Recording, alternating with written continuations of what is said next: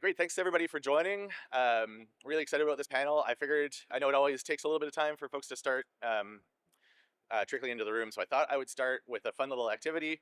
I want to do a poll, and don't worry, no, I'm not going to ask that annoying question where I ask who here drives an EV. I hate it when people do that.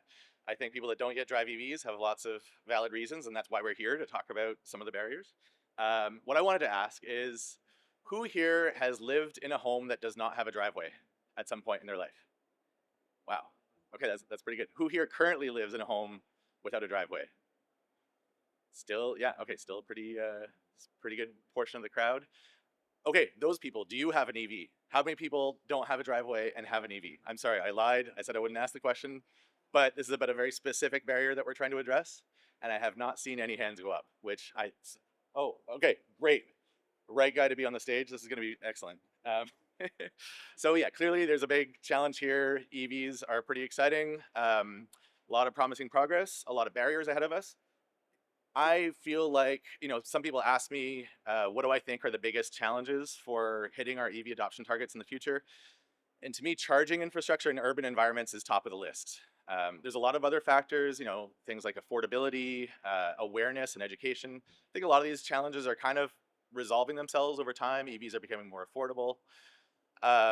Charging infrastructure is a big, complex puzzle. I think there's a lot of focus on things like charging on highway corridors. I just did a road trip in an EV 2 weeks ago. I drove from Montreal to Halifax in an EV. It took me 13 and a half hours for 1,300 kilometers. I think that's pretty good. I was the bottleneck. I was trying to eat my meals as quickly as possible and get back to the car. So I was really encouraged. I think this is a pretty promising view of what this can be like in the future. Still a lot of work to do. We need to put more chargers in the ground, make sure they're reliable, make sure we're able to avoid lineups on busy days, but we kind of know what we need to do on that topic. We kind of see where that's going. Another big challenge is charging in apartment buildings. I was asking about driveways, but I'm guessing there are also a lot of people that live in apartment buildings. Maybe you have a parking spot, but it might not be that straightforward to install a charger in a multi-unit building. So that's another big piece of the puzzle and very closely linked to this topic. We're not going to dive too much into that. We had a great panel on this stage yesterday.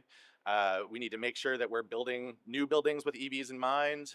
We need to be retrofitting existing buildings at scale to make sure as many people as possible can charge at home. But that's going to take a long time. Those people are going to need alternatives in the meantime. And then, yeah, again, back to this question of all the folks that have cars, maybe they park on the street, and it's not so obvious how those folks can make the switch to an EV and enjoy the convenience of, for example, waking up to a full charge. So yeah, and I just think that the solutions in this space are less obvious to me, and that's why I'm really excited to dive into this question with an excellent panel, folks that have a lot of on-the-ground experience. I sometimes get jealous of folks like this. These folks are putting hundreds, if not thousands, of chargers in the ground right here in Toronto, across the country. I sometimes get jealous. I do a lot of research and modeling. For those who don't know, Dunsky, we're a Canadian consulting firm. We do a lot of work for governments and utilities, forecasting EV adoption, developing EV strategies, assessing grid impacts, things like that. Maybe quantifying how many chargers are needed in different parts of the country, in different cities. But I don't actually get to have the fun of actually putting chargers in the ground. And so I find that pretty exciting. And we have some really good experience here on the panel. Flow, most of you probably know them. They've been deploying chargers across the country, in the US as well. Alectra, one of the biggest utilities, electric utilities here in Ontario. They've been on the leading edge of EV infrastructure innovation for at least 10 years. And the Toronto Parking Authority, right here in the city, deploying chargers at their Green P lots across the city and doing so at a pretty impressive scale. So really excited to dive into this topic with them to try to figure out, how do we tackle this challenge of public charging infrastructure in urban environments in a way that really helps address some of those barriers. So to start, I thought we'd just do a quick round of introductions. If each of you could talk about yourself, give your background and what your role, what your organization does and what their role is in terms of addressing some of these challenges. And then, yeah, we'll dive in with a few questions that I've got. And then later on, we'll open up the floor to the rest of the audience. So maybe Travis, we could start with you. Sure, thank you. So very nice to see everybody here today. My name's Travis Allan, Chief Legal and Public Affairs Officer at Flow. And one of my team's jobs is to work with municipalities across North America and help them figure out kind of how to balance their climate, transportation, electrification, equity, and economic objectives when it comes to providing alternatives for municipal residents and businesses that want to charge or want to offer charging services. And so we have deployed many hundreds of curbside charging stations across New York, LA, Toronto, Montreal, Vancouver, Victoria. But we also sell the fast charging that goes kind of on the highway corridors, and we also sell residential or home charging units. So we kind of see the whole charging dynamic for a typical driver. And I think that helps us to sort of advise our partners about, where it might make sense to invest in charging versus allowing the private sector to sort of take a role. So that's what we work on. Great, thanks, Travis. Averyl? So I'm Averyl D'Souza. I'm the project lead within the Great Center. I'm on the Smart Cities domain, and what we really do is work on pilot projects, developing and integrating solutions to take it beyond that R&D phase and help commercialize it. And we're really focused on tackling the energy problems of tomorrow. We see e-mobility being a big contributor to the grid and having an impact there. So over the past few years, we've been focused on pilots that have really focused on learning how do we better support customers in adopting EVs and making the electrification transition, but doing so in a way that also is beneficial to the grid. That's great. Thanks, Averyl. And Jeff, over to you. Hi, everybody. Nice to see everyone. So I'm Jeff D. I'm the VP of Growth and Strategy with Toronto Parking Authority. And my team at, we go by TPA for short, so I'll just use that. But my team at TPA has really been focused on, sort of modernizing parking facilities in the city of Toronto. We've got huge scale. Unlike most commercial parking operators in North America, we've got 300 facilities, 40,000 parking spaces, and we've got another 21 plus thousand paid parking spaces on street. Part of the transformation that we've been going through, really building off our Bike Share Toronto program, is to really start rethinking our parking facilities as mobility hubs and starting to think about how we contribute to our city in a different way. Part of what we're doing over the last little while is really starting to invest in EV charging infrastructure. So about 2 years ago, we started to roll out a program with a very aggressive investment of charging infrastructure. We went from, I want to say, 9 chargers that didn't really function very well a couple years ago to having over 400 in the field today that are in operation.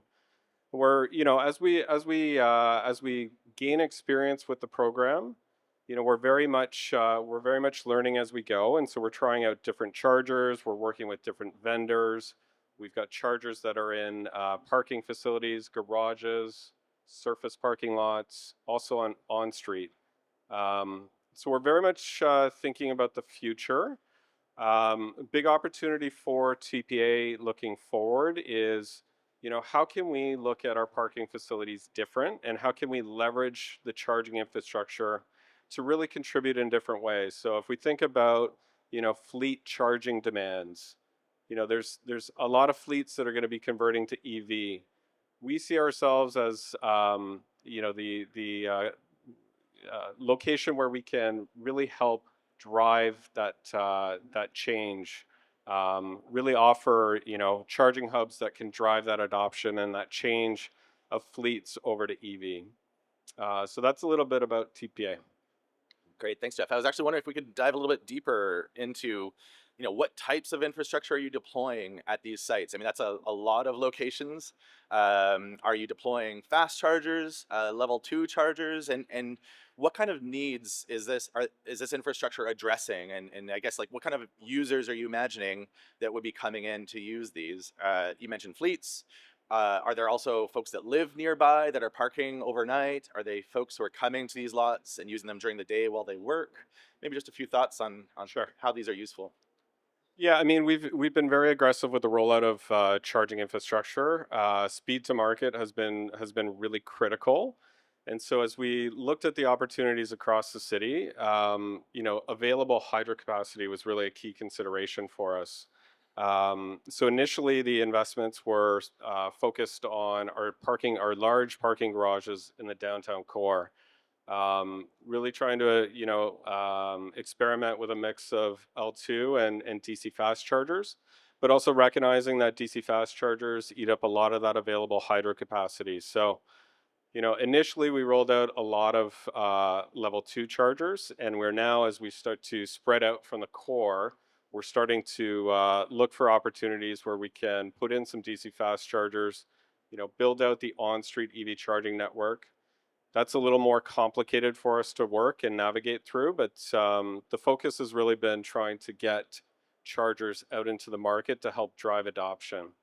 Um, in terms of customers that we've been targeting, I wouldn't say that we have a customer that we're targeting at this point. Again, trying to drive adoption and having that infrastructure, the charging infrastructure in place has been really key. So whether it's, residents that don't have another alternative opportunity to charge, whether it's the ride share industry, car share industry, we've really tried to place chargers out there that are going to be available for everybody, and offer that choice in charging experience for them. That's great. Thanks, Jeff. Travis, I wonder if you have anything to add on just the role that public infrastructure in a city can play. And yeah, you were our token person, the one person with a hand up that said, I am making it work. I drive an EV without a driveway. Anything to add on this topic and how it's working out for you?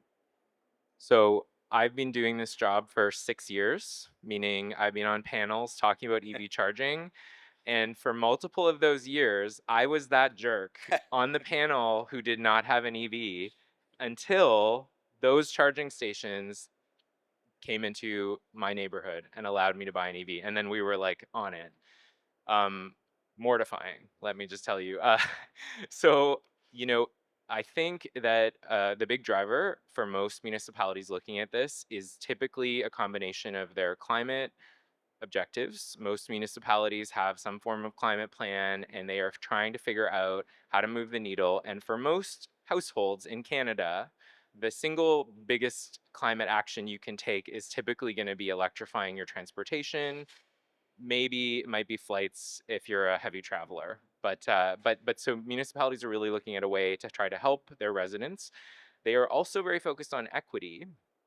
And as you rightly pointed out, there's a lot of folks in a lot of municipalities that just are going to find it very challenging, very expensive to electrify if they live in a multi-unit residential building. It's not impossible. There are some amazing Ontario companies and Quebec companies that are working on that as well, but it's typically more expensive to retrofit. And so part of the lens that municipalities are looking at is, how do we make this equitable? How do we try to find a way to provide people that alternative to the lowest cost, most convenient charging, which is always going to be your residential charging?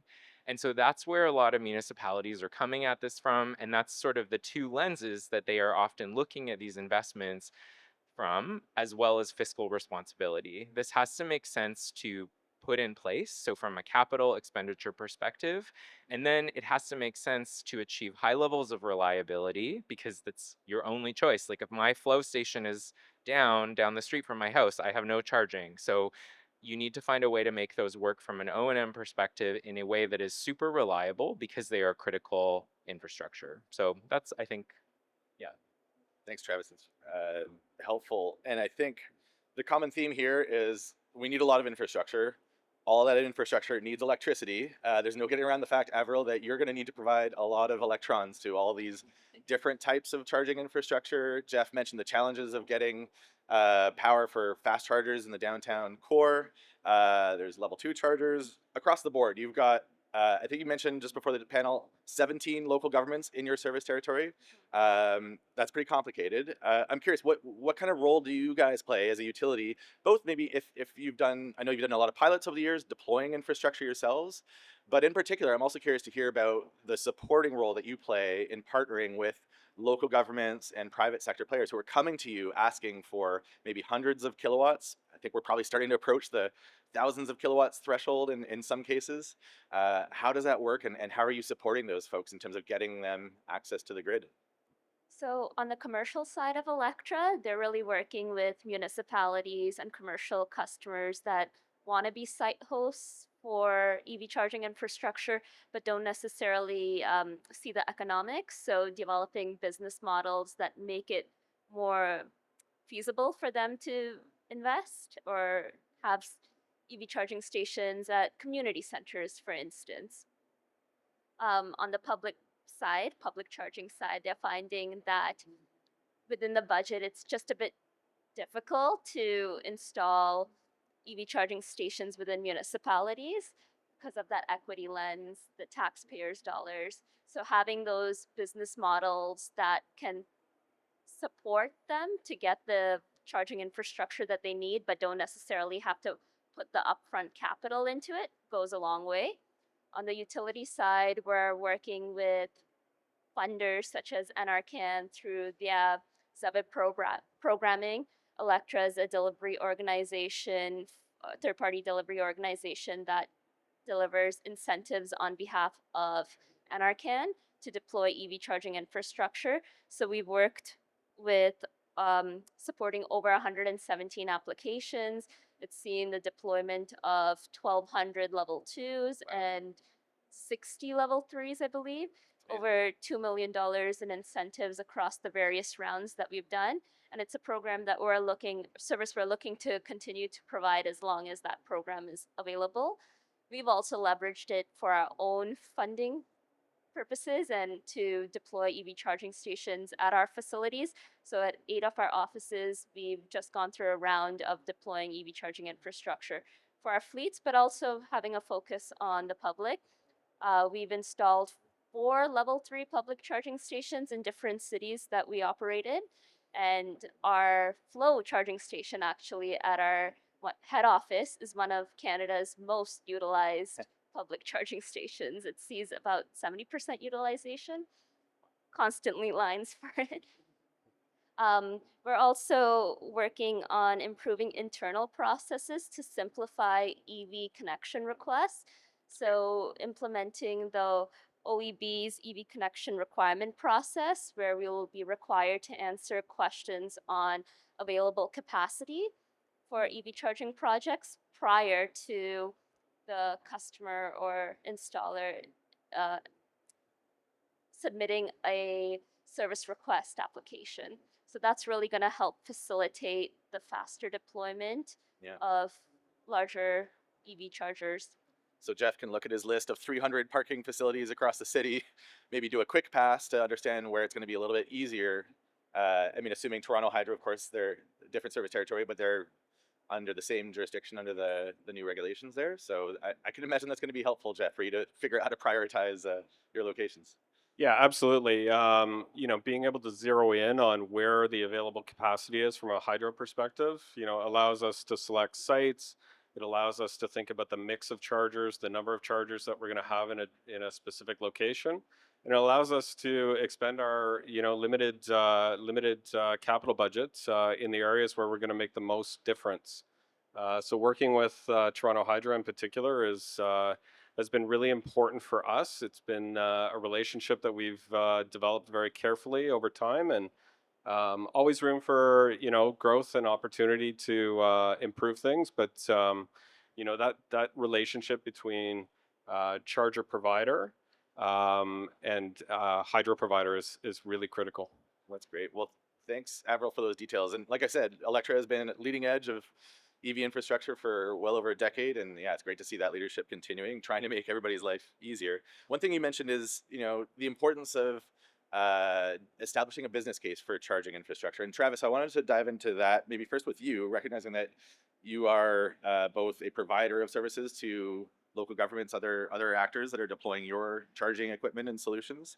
But I think, there are a lot of charging providers out there that are looking to deploy their own networks of charging infrastructure and actually make a business out of collecting usage fees, maybe other revenue streams.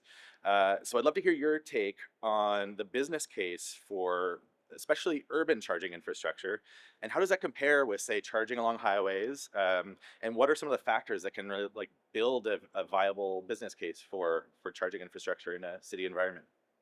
Sure. Yeah. So I think you put your finger on the real distinction. So there is a very significant difference between deploying what we would call sort of in transit highway rest stop style ultra fast charging, which is effectively kind of a real estate and utility game, where you're trying to figure out utilization, and it is a different type of business model. When you're talking about urban charging in particular, we have rarely seen it work without highly dedicated municipal and utility involvement. Like, I think what we were hearing about Jeff's work on innovation through TPA, that is like the gold standard. It is a situation where you almost always have utility constraints, right? Like the distribution grids in major North American cities have been built over the past 100 years. So you are always going to have to be working closely and have an amazing partner like Toronto Hydro. And then ultimately you have constrained real estate resources, either at the curbside, which has its own special issues, or municipal parking infrastructure. And so the only way that that really works is when you have really excellent municipal and utility participation. And then you can look at the economics of a franchise model, a city-owned model, an agency-owned model, or some combination of those. And I think there's a lot of innovation happening there. But at the end of the day, nobody makes this work without those partners. Mhm. You mentioned utilization, Travis. Can you just explain what you mean by utilization and how that factors into the business case? Totally, yeah. So utilization is basically how much you expect your charging station to be used.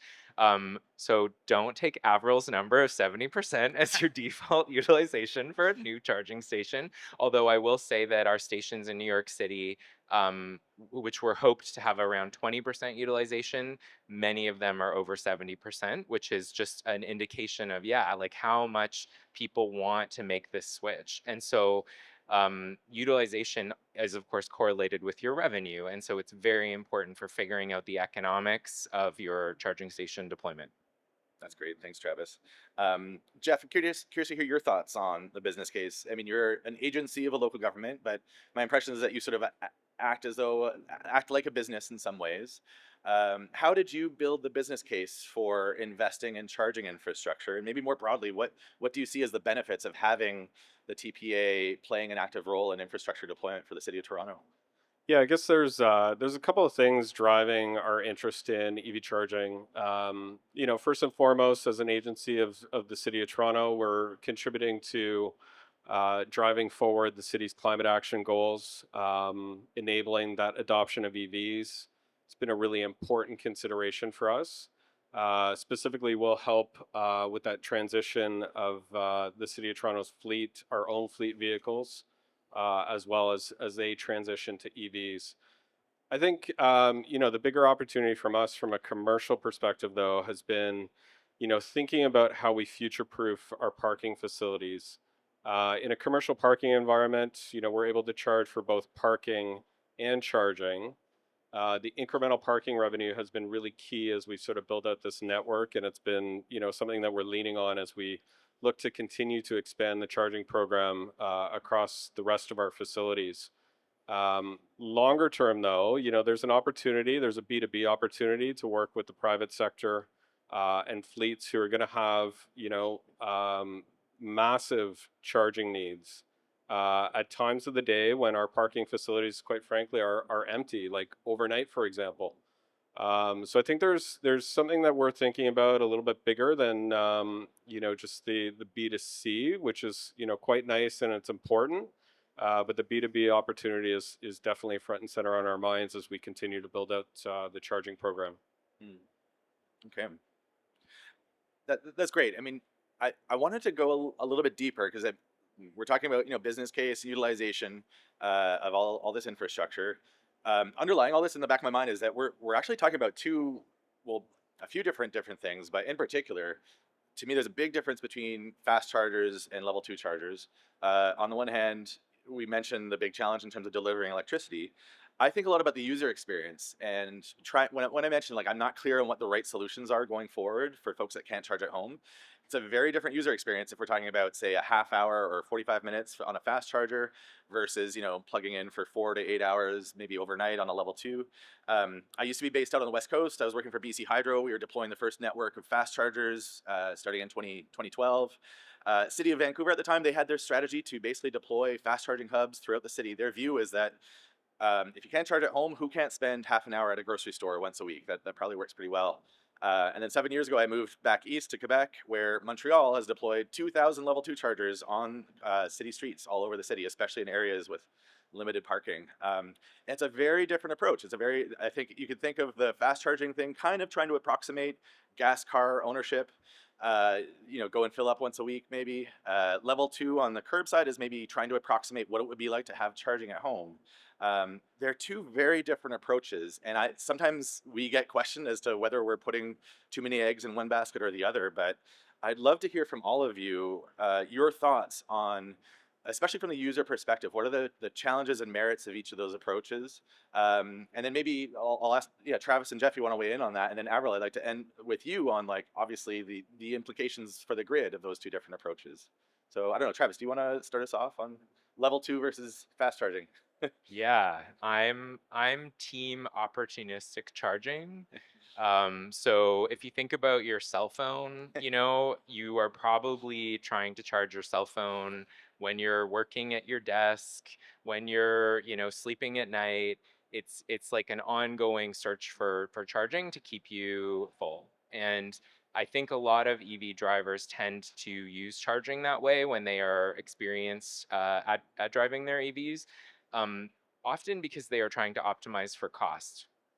So if you talk to my favorite thing to do, not maybe favorite for my Uber driver, but favorite for me is to ask my electric Uber drivers where they charge, how they charge, what are the economics, because they are the super users. They are the users, the flow users of tomorrow. You know what I mean? Very high VKTs, high duty cycles, highly price oriented. And what you will find is that many of them do not have access to home charging, but they are definitely using level 2 charging if they can find it, because the cost per kilowatt hour transferred is significantly lower.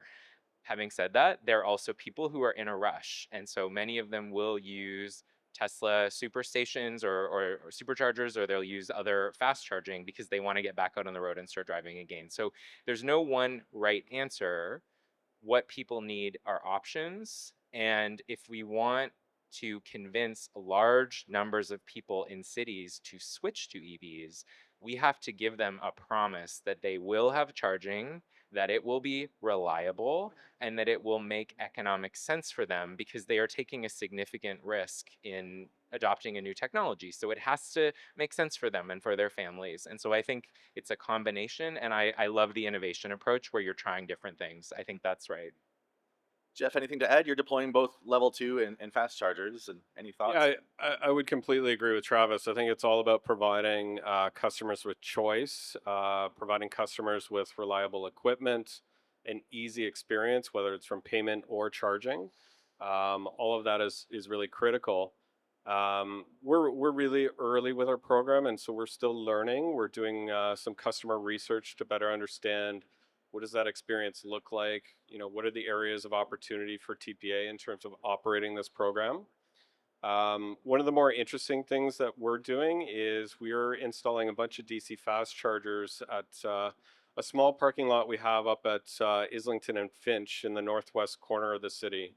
And really the thinking behind this facility is to, target rideshare drivers who are operating out of that part of the city, and giving them an opportunity to, get that quick charge throughout the working day.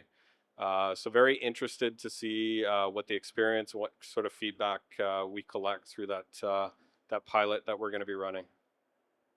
That's great. So Averyl, now thinking about these Uber drivers or taxi drivers who are all probably pulling in and trying to get 150, maybe I was pulling 240 kilowatts on that road trip I mentioned.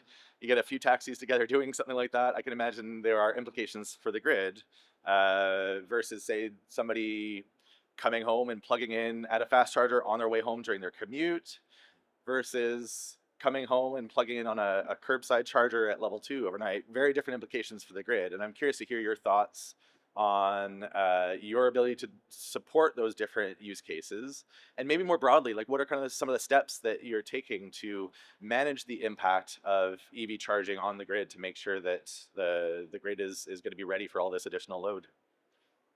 So, in order to support the transition towards EV adoption and electrification, the grid's really going to have to make two types of investments. One is going to be traditional wires, and the other piece where you're seeing more and more utilities play a role in is evolving away from that traditional approach and implementing grid edge solutions to manage distributed energy resources such as EV charging stations and EV chargers. Those are flexible loads, and the beauty of those flexible loads is that they can be managed through managed charging programs. The OEB just released the non-wire solutions guidelines that's going to require utilities to assess for any project over $2 million, also assess non-wire solutions such as battery storage and managed charging programs in order to mitigate the requirement to make those large-scale grid infrastructure upgrades. So it's really finding ways to support the electrification of mobility, but in ways that manage the grid and benefit the grid so that you don't have to spend millions and millions of dollars to make unnecessary grid upgrades when we can utilize the assets that we have currently in place, just be more efficient with them. Okay, that's great. I'm sensing a pitch for maybe a big battery storage system up at this taxi charging hub for, but I guess that's we'll leave that to Toronto Hydro. That's your neighboring jurisdiction, so you don't have to worry about that one, I guess. Yeah. Great. Okay, well, I do want to open it up to questions from the crowd, but maybe I'll just throw one more question while folks are thinking of their question, refining their wording and all that. I wanted to pose one last question to each of you. It's a hypothetical scenario. I want you to think of somebody in your life, a family member, a friend, a colleague, who does not have a driveway. They live somewhere in a dense part of the city where they're parking on the street. They're about to buy a new car, and you want to convince them to choose an EV. If you could wave your wand and make whatever solution appear that would work for them, what would that solution look like that you think would be most successful in convincing them to buy an electric car instead of a gas car? Travis, you look like you're mid-thought, so I'm going to interrupt your thoughts right now and give you 30 seconds to answer that question. So, I mean, I would share my own experience, which is that it works amazingly and it is cost effective, and I would show them my charging on my Flow app and be like, here you go. You can see you don't actually have to charge that much if you don't drive a ton. But I think, the magic wand thing is like, we only get here when we have support for the municipality and the utility and the agency within the municipality that are making this happen. So my magic wand is to recognize that we only get to the good climate outcomes, we only get to the good outcomes when we are equity outcomes when we are supporting the agencies and the utilities that are doing this work, which means OEB support is critical, municipal, provincial Ministry of Energy support is critical, municipal support for agencies like TPA. That is how you really get there in practice. Okay, that's great. Averyl, So what's your idea? I actually have the benefit and opportunity to be playing a role in this. I'll be leading a project where we're looking at creating a pilot program for a customer e-mobility engagement platform. So it's really going to be playing that role in educating and increasing the awareness that e-mobility has, and how do customers and residential customers manage the customer journey. It's looking at rate calculators. So if I have a EV or I purchase an EV, is it better to buy a level 1 or a level 2 charger based off my energy needs? So when you can educate and empower the customer, that is how you make that transition and enable them to make that transition. A well-educated person will make very informed decisions. But you're not volunteering what that decision is going to be in terms of what kind of charger they use. It'll be up to their energy needs. Okay, sounds good. Jeff. Yeah, just briefly, I think Travis raised a really good point that, if you do live in an urban environment, your driving needs are probably not as intense if you're out in the suburbs. So the need to have a charger that you can plug into every single night is probably not there. And I think, within that context, TPA provides a really good alternative. Our Green P facilities have hubs of chargers in place that, people can take advantage of, and drop in and or take advantage of that opportunistic charge where you just bringing it up just a little bit. If you are going outside of the city, there's a network that's starting to extend out across the 400 series highways in Toronto, where you can get off the highway and get that fast charge and top up so that you're able to go through to your destination.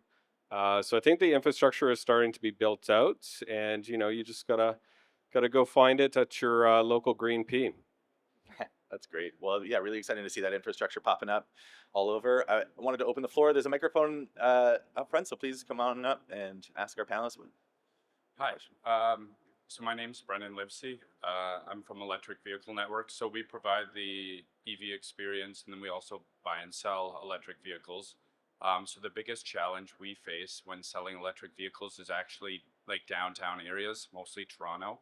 A lot of our customers come to us from downtown, but they don't have a charger in place. This more for Jeff, but I was wondering, are you guys looking at targeting more apartments or condos for charging, or do you guys plan on offering locations nearby?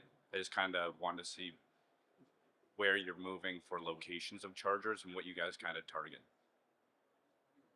Initially when we rolled out our charging program, the focus was on the downtown core in our big parking garages. So we should talk afterwards, because we do have quite a few chargers in the core, which I'd love to work with you to make sure purchasers of EVs are aware of the charging opportunities in the downtown core. We haven't experimented with multi-unit residential buildings at this point, but something on the radar for us to consider as we continue to build out that network. Perfect. Thank you. Thanks. Yeah, go ahead.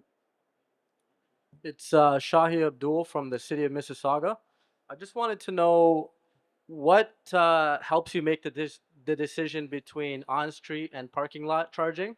Like, what's the the investment decision-making process, and how do you deal with pushback from councilors and cities? Because the city of Mississauga, it's a very different landscape. On street might be a little bit more difficult, but I know a lot of cities are opposed.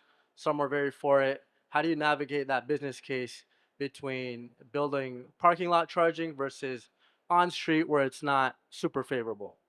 I'm so glad you asked that question. That was the last one I had that I didn't have time for. So please.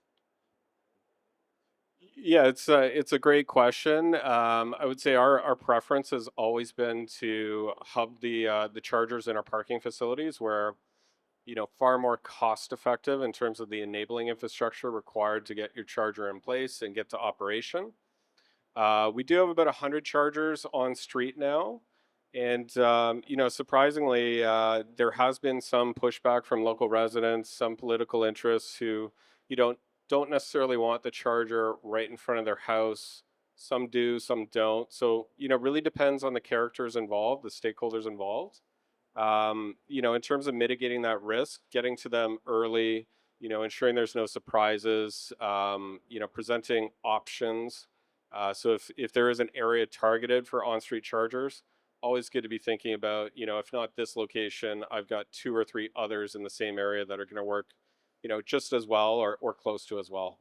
So I would recommend doing that, just to sort of mitigate that risk of pushback.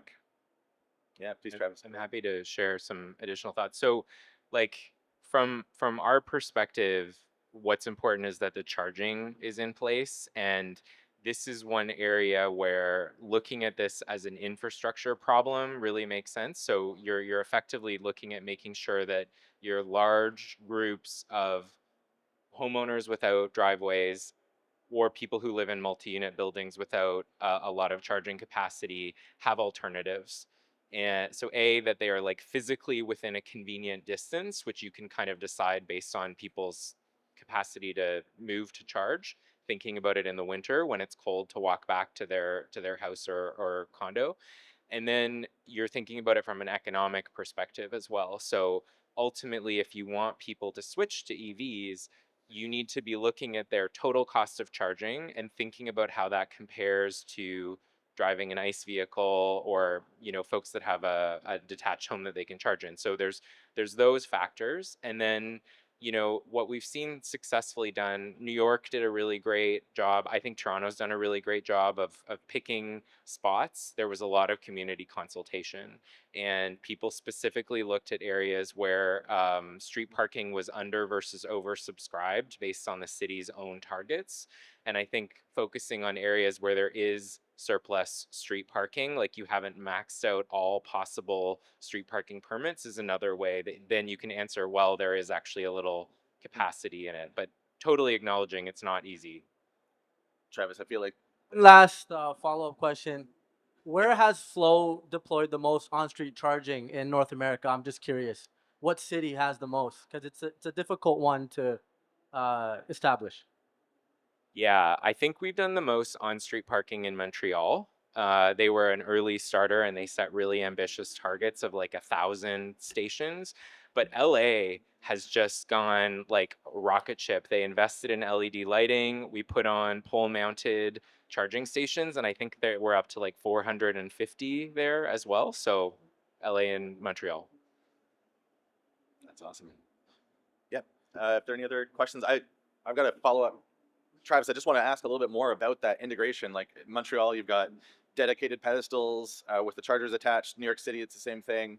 LA and Toronto, it seems like there's a big effort to mount these to existing infrastructure. Can you elaborate a little bit more on the benefits of that kind of approach? Sure, yeah. So it really depends on your existing street pole infrastructure and the available electrical capacity. So as I said, like LA, they did these LED lighting investments, they had surplus electrical capacity, and they just came to us and were like, hey, can you help?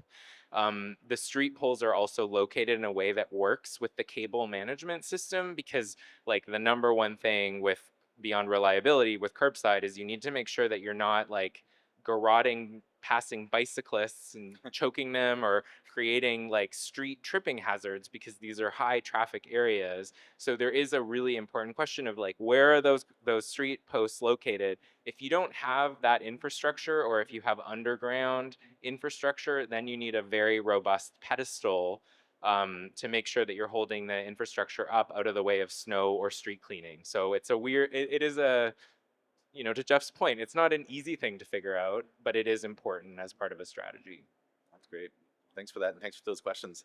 Anybody else with anything? If not, yeah, we're getting close to the top of the hour, so or the end of the time. So, yeah, we'll probably just leave it there. I want to thank the panelists. I think there's clearly a lot of work to be done, and I'm so encouraged to hear about all the work that you guys specifically are doing. I think there's a lot of really good momentum building on this front. So, thank you for sharing all your insights, and yeah, have a good rest of your day. Thank you.